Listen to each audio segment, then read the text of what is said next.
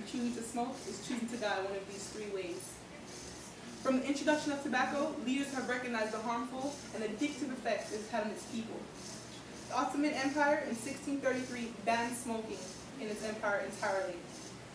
In 1590, the Pope Urban VII banned smoking in the church. King James I from England stated that smoking is hateful to the nose, harmful to the brain, and dangerous to the lungs, all according to hubpages.com, usablet.com, and lumerian.org. Despite these and many other campaigns, throughout time, the plague has continued and blackened the lungs of people across the world. Smoking is bad, it's detrimental to your health, costly to everyone, and it taxes the U.S. health system with smoke-related diseases all year. Cigarette smoking and tobacco use are voluntarily chosen activities. Therefore, this is the most preventable cause of death in our society. According to smoking.wigo.com, cigarettes cause more than 1 in 5 deaths in America a year, and over 50,000 people die from secondhand smoke alone. Tobacco kills more Americans than AIDS, drugs, homicides, suicides, fires, and car accidents combined a year. Still, in 1997, the tobacco industry spent about $15 million a day, about $5.7 billion a year, on advertising cigarettes, despite the shocking death rates. America is literally spending billions of dollars to kill people.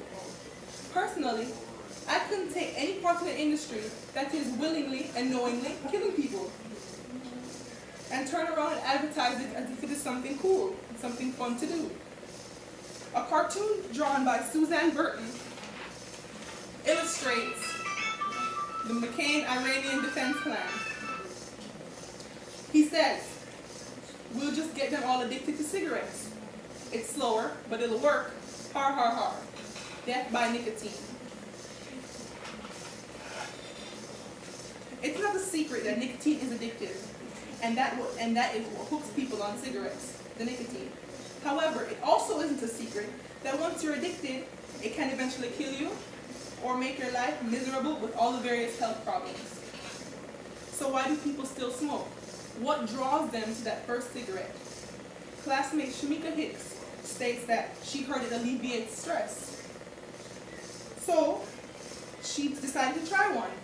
She said the stress of taking care of her 80-year-old mother led her to that first cigarette at the prime age of 16.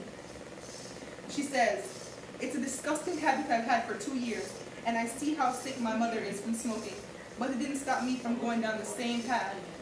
I want to quit, but I'm hooked, even though I'm going broke supporting my bad habit.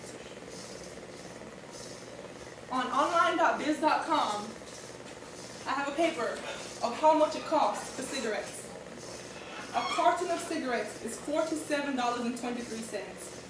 3 cartons, $127.44. Yet all of them were sold out on the entire website. According to cancer.org, nationwide, 20% of high school students smoke cigarettes.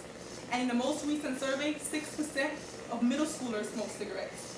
Now imagine, 6 middle schoolers are between the ages of 10 and 14 years old.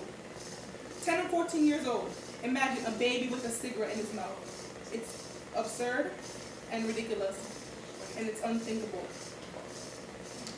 Cancer.org also states that the Centers for the Disease and Control and Prevention, or CDC, collected data from 1995 to 1999, and they estimated that male smokers lost an average of 13.2 years of life, and female smokers lost an average of 14.5 years of life just due to cigarettes. Again, we're spending lots of money just to die sooner. The CDC also reported that in 2000, about 8.6 million people had at least one chronic disease because of smoking cigarettes or had smoked in the past. Even with all the ads, billboards, and free information, still 43.4 million U.S. adults still smoke cigarettes.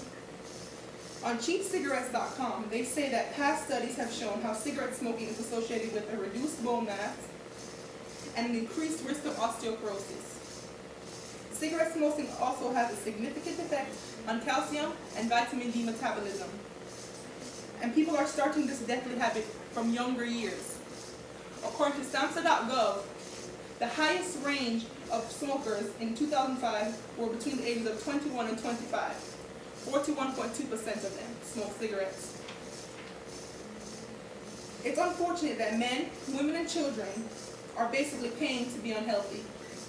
On smoking.wygo.com, smoking-related diseases cost the U.S. about $1.5 billion a year.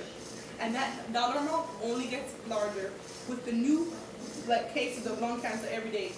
About 445 new cases of lung cancer every day due to smoking. Smoking cigarettes doesn't only affect your internal health, but also your external image. On About.com, they list that smoking makes your hair smell, your eyes sting, becoming watery, making you blink more, and you have less sense of smell. So not only are you abusing your internal organs, but you're also making yourself appear repulsive to others. Before you become peer pressured into smoking that first cigarette, or you think it's a cool way to fit in, think about the game Russian roulette. Ask yourself, would you dare taking that risk with your life? And if thinking you're cool today justifies shaving off years off your life in the future, or struggling to survive with cancer, be smart. Don't test it. That bullet might just land in your head. Thank you.